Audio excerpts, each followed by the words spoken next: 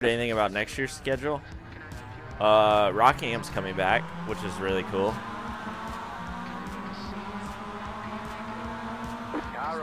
We're finally going to take advantage of that one.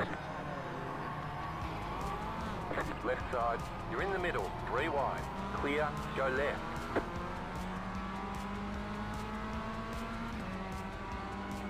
Wasn't there a rumor about it? Is that not breaking news? Or, like, that's not breaking news already, is it? Like, somebody's already reported that. Car on your left. Clear on the left. Get out of the way. Well, now you know. So, The Rock is back? In the proud spirit. Not you. Anyway, it's been rumored for a while that Rockingham might be an option for NASCAR's schedule in the coming years. Every year we hear about it, it's asked about, and it's been this way basically since 2004. But with Carson Hocevar saying what he said last night, it got the rumor mills a-churnin'.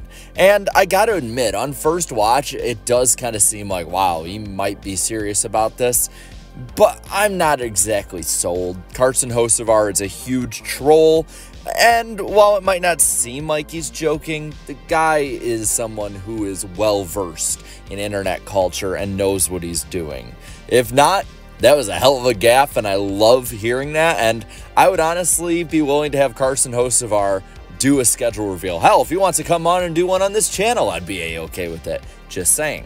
But with that, I do want to actually kind of go into this because I think that both with the schedule rumors we've heard as well as the option of Rockingham one day, there's actually a lot to dig into when it comes to schedules right now. At the moment, NASCAR looks to be announcing their 2025 schedule in the coming weeks. Of course, they've said that before and it gets pushed all the way back to September. But I think in this instance, they're actually being pretty upfront with it. We've had a lot of leaks so far of different options and dates, and we'll go through today the ones that are locked in as well. But first off, when it comes to The Rock, how would this work? I think the first option is the All-Star race. A lot of people have pushed for North Wilkesboro to get a points race, and that would probably actually bring more money to the community overall from the fan interest than an All-Star race would. It's just a bigger event overall, as the All-Star race, and Clash for that matter, might just be past their prime events that aren't needed anymore, and fans see them as that. And I think with that, you may be able to have North Wilkesboro, say, get moved to before Darlington, and then have The Rock as your basically middle all-star race side of a hometown swing. I would say there's two ways you could do it. With that, the all-star race, but of course, you could also put it in late spring, early summer. In my opinion, spring would probably be better on this one.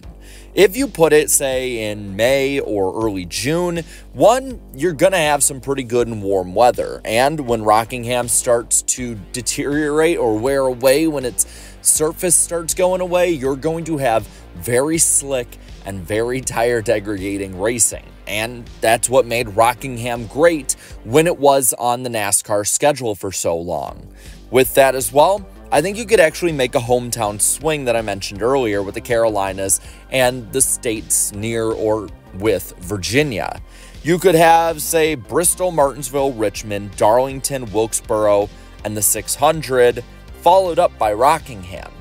Why would we do this? Well, that would be 7 weeks, basically within a couple hours of home for all of these teams, instead of crisscrossing the country left and right to California, then back to the Atlanta race, or maybe going to Vegas or up the eastern seaboard as well. At least with this, you could maybe offset some of the problems that you would have when it comes to the moving all over the country, as well as having only one off week. And I think if you fixed the cars, you would have amazing racing. It would be a great stretch of races with a bunch of beating and banging, probably some revenge, a lot of hurt feelings, and you'd be able to rest up these teams for a long and grueling summer. But there's other stuff with the schedule as well.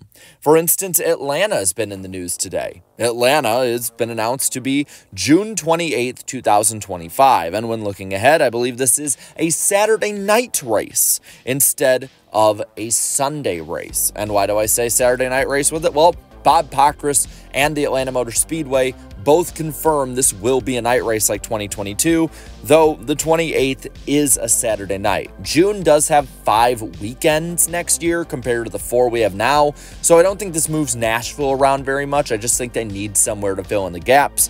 This also will start the TNT bracket challenge that they're having, or the in-season tournament, whatever you want to call it.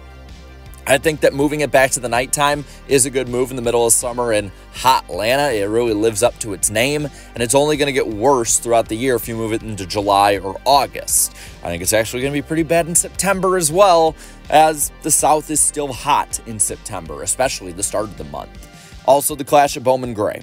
This is probably a stopgap if I had to guess. This track is really close to the Charlotte area. It doesn't have to sell too many tickets. 17,000 is the capacity, and I don't think that they're going to have a problem with that, even if the weather is really cold. And while I don't like being in cold weather, even if it's just 30s or so, there's the off chance as well in the winter in North Carolina that it could be in the 60s for this race. So I do think that the concerns about the weather are a little bit overblown, though I do understand them.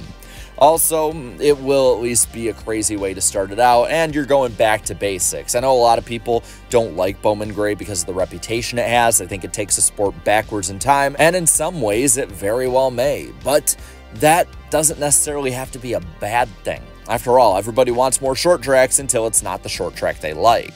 Just look at the rumors for Auto Club and how everyone reacted to that. Another one is that Easter will be the possibly only bye week. I like the fact that there's only one bye week selfishly as a racing fan. As a person who likes high TV ratings and viewers, that's good as well. I do not like it being Easter. One, because I think it's just too early in the season to have your only bye week. Have it halfway or even after the Prime and TNT races. But too early, I think you're going to have a lot of burnout late in the season. Though that might help with a lot of people being cranky on the track. And also, Easter is just a really good date to bring people in. If you're celebrating Easter into the night, I don't know what you're doing. Everyone really does all their stuff in the morning anyway. And every other major sport is on some holiday. I mean, if we're just going to start making different exceptions because the industry doesn't like one thing or another, you're really going to hold the sport back long term. And as a sport as well that wants more people to watch, it's really funny when they hit on something, but the industry doesn't like it, so they immediately go away on it. A few other things. 600 will be on Prime.